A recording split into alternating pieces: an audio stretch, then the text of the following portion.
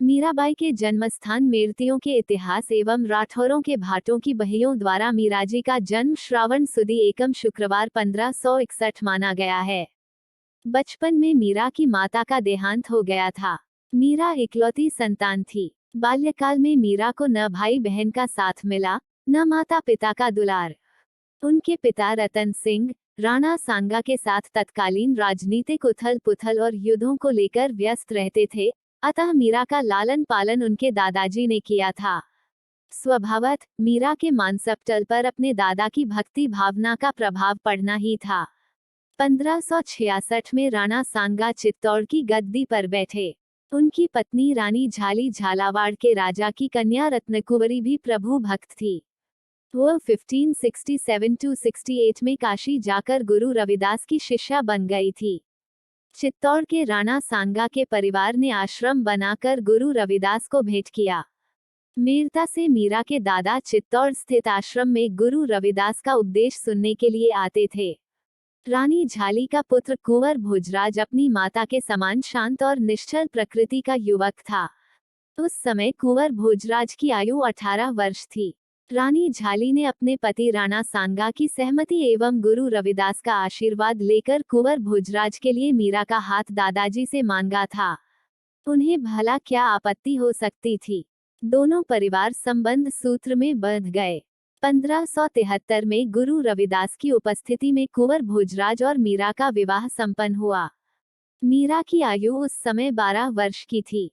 इसके बाद ही मीरा ने अपने पति एवं अपनी सास रानी झाली की अनुमति से गुरु रविदास का शिष्यत्व ग्रहण किया। समय परिवर्तनशील है। मीरा के भाग्य में गृहस्थ जीवन भोगना विधाता ने नहीं लिखा था। केवल 25 वर्ष की अल्पायु में 1580 में कुंवर भोजराज का देहांत हो गया। 1585 में राणा सांगा का बाबर के साथ कानवाहा युद्ध में देहांत हो गया। राणा सांगा के पुत्रों रतन सिंह और विक्रमजीत के बीच चित्तौड़ की गद्दी हथियाने के लिए संघर्ष प्रारंभ हो गया। मीरा और रानी झाली विधवा हो गई। रानी झाली पति की मौत के बाद किस अवस्था में रही, इतिहास इस संबंध में मौन है, परंतु मीरा का अपने गुरु रविदास के साथ अटूट संबंध जुड़ा रहा। कुंभ श्याम से सटे मीरा मंदिर के साथ गुरु रविदास छतरी का निर्माण संभवतः मीरा और रानी झाली के प्रयत्नों से तत्कालीन परिस्थितियों में ही संभव हो सका होगा। इस छतरी के नीचे गुरु रविदास के चरण चिन्ह हैं और छत के निचले भाग में गुरु रविदास द्वारा बताए गए पंच विकारों की प्रतिमा एक प्रस्तर शिला पर अंकित है। राणा सांगा की मौत के बाद मीरा को पारिवारिक यातनाओं का सामना करना पड़ा। ऐसा भी कहा जाता है कि विक्रमजीत ने आधी रात के समय मीरा को चित्तौड़गढ़ के नीचे बहती हुई गंभीरी नदी में फेंकवा दिया, मगर मीरा सही सलामत रहीं।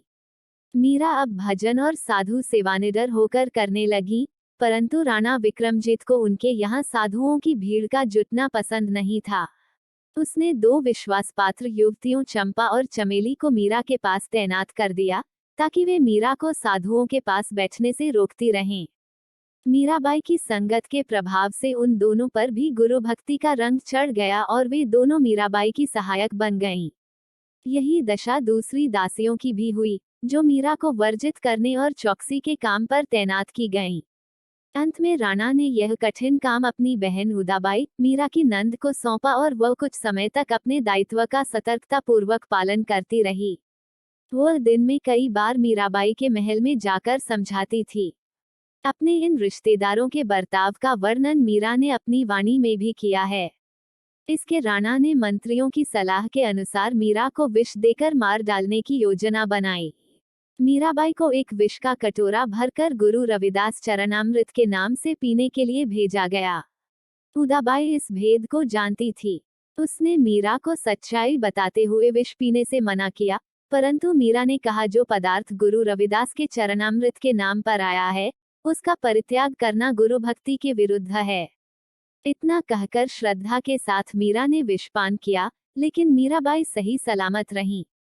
ऐसी भक्ति का कमाल देखकर उदाबाई भी उनकी सहायक बन गईं। एक बार राणा ने एक नाग पिटारी में बंद कर मीराबाई के पास भेजा कि यह तेरे लिए हीरो जड़ित हार है। मीरा ने प्रभु का स्मरण करते हुए पिटारी को खोला तो नाग हीरों का जड़ित हार बन गया। गरल पटायो सो तो सीस जय चढ़ायो। संग त्याग विष भारी ताकि घाट न संभारी है। राणा ने लगायो चर, बैठे साधु धिग ठर। तभी खबर कर मारो यह धारी है। राजे गिरिधारी लाल तिन्ही सो रंग जात। बोलत हंस्त ख्याल कानपरी प्यारी है।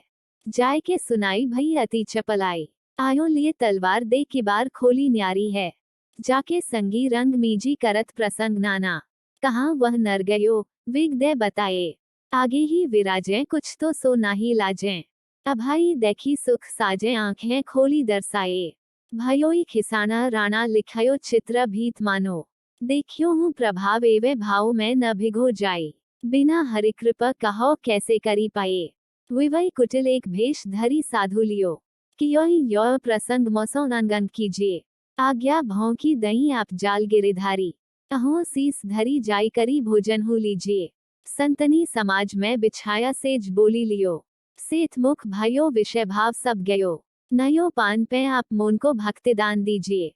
1603 में द्वारिका स्थित रणछोड़ के मंदिर में नाचती गाती मीरा बेहोश होकर गिर पड़ी और सदा के लिए अपने प्रियतम में समा गई।